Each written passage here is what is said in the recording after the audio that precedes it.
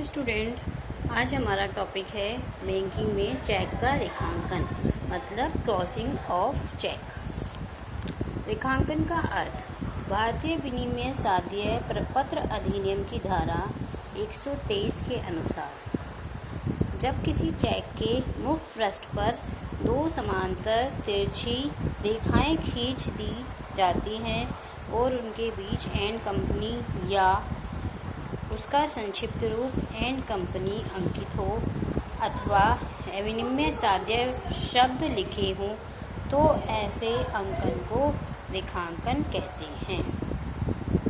ठीक है, दो समांतर तिरछी रेखाएं मतलब पैरेलल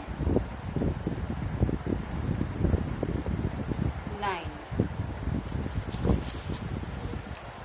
रेखांकन की विशेषताएं, इसकी 5 विशेषताएं होती हैं। सबसे पहले चेक के मुख पृष्ठ पर, चेक के मुख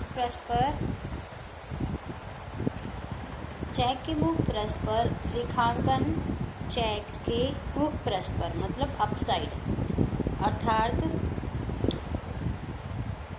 सीधा होना चाहिए। जो हम चेक के मुख पृष्ठ पर बाईं तरफ दो तिरछी लाइन ऐसे खींच लेते हैं, ठीक है, वो मुख पृष्ठ पर होता है साइड में। यदि चेक की पीठ पर किया जाता है रेखांकन तो वो क्या हो जाता है, मान्य नहीं होता। सेकंड है दो समांतर तिरछी रेखाएं। रेखांकन के लिए दो तिरछी समांतर रेखाएं खींचनी होती हैं, जैसे मैंने आपको ये बताया है।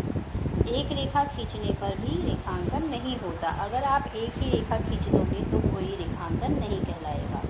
उसके बाद है रेखाएं बाएं कोने पर अंकित होना। दोनों रेखाएं चेक के मुख पृष्ठ पर कोने से बाईं ओर, जैसे आपका ये चेक है, ठीक है, राइट साइड वाला सीधा हाथ जहां हमारा आता है ये होता है दाईं तरफ, और जहाँ हमारा उल्टा हाथ आता है वो होता है बाईं तरफ। बाईं तरफ के ऊपर साइड में दो तिरछी रेखाएं ऐसे खींच दी जाती हैं, तो वो बाएं कोने पर अंकित होनी चाहिए। फिर है रेखाओं के बीच शब्दों का प्रयोग होना। दो तिरछी रेखाओं के बीच एंड कंपनी या नॉट नेगोशिएबल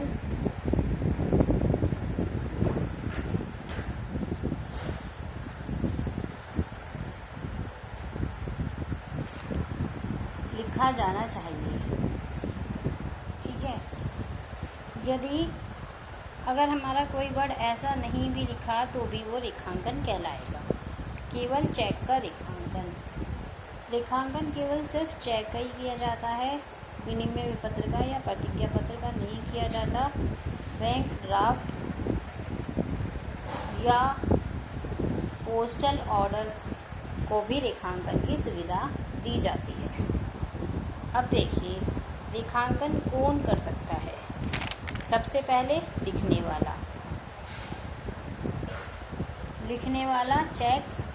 वाला चेक लिखते समय उसका सामान्य या विशेष रेखांकन कर सकता है। उसके बाद है धारक कौन होता है, होल्डर। यदि चेक लिखते समय चेक का रेखांकन नहीं किया गया तो चेक का धारक भी उसे रेखांकित कर सकता है। उसके बाद है सामान्य से विशेष रेखांकन। यदि चेक का लेखक उसे सामान्य रेखांकित करता है या धारक इसका विशेष रेखांकन कर सकता है। ऐसा करने के लिए केवल बैंक का नाम रेखाओं के बीच लिख दिया जाता है।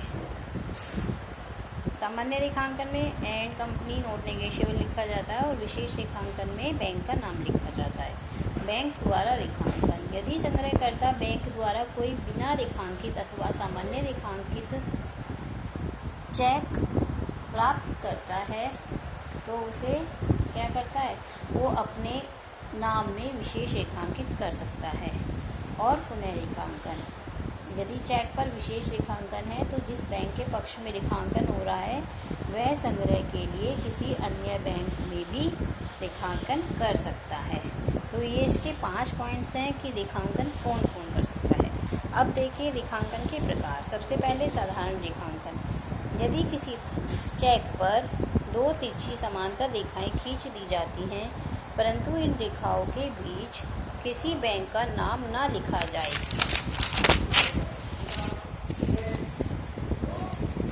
या एक या दो शब्द लिखे जाएं जैसे कि account payee only and company not negotiable आदि शब्द लिखे जाएं तो ऐसा रेखांकन क्या कहलाता है? साधारण रेखांकन। ये एक उदाहरण है। दो तिरछी रेखाएं खींच दी, उसके बीच में एंड कंपनी। दो तिरछी रेखाएं खींच दी, उसके बीच में अकाउंट पेयोनी। दो तिरछी रेखाएं खींच दी, उसके बीच में नॉट नेगोशिएबल। अब है विशेष रेखांकन। यदि चेक पर दो समांतर रेखाएं खींच दी जाएं परंतु इन रेखाओं के बीच किसी बैंक विशेष का नाम लिख दिया जाए तो इसे विशेष रेखांकन कहते हैं। Punjab national bank, Punjab national bank not negotiable भी लिख सकते हैं और पंजाब नेशनल बैंक अकाउंट पे ओनली भी लिख सकते हैं। अब है दोहरा रेखांकन। कोई भी चेक सामान्यतः दो प्रकार से रेखांकित नहीं हो सकता परंतु कोई भी बैंक अपने नाम से रेखांकित चेक की वसूली करवाने के लिए किसी अभिकर्ता के नाम दोहरा रेखांकन कर सकता है। जैसे सेंट्रल बैंक लखनऊ किस कर रहा है? पीएनबी को एज एजेंट फॉर कलेक्शन। ऐसे remitted to New Bank of India by Central Bank Meerut for collection. तो ये चेक का रेखांकन हमारा यहीं ख़त्म हुआ है। अब हम करवाएंगे आपको चेक के रेखांकन में प्रयोग किए जाने वाले शब्द, उनका क्या अर्थ होता है। तो स्टूडेंट, यहाँ तक का टॉपिक आपको क्लियर हो गया है। फिर भी यदि कोई प्रॉब्लम है तो आप मुझसे पूछ लीजिए।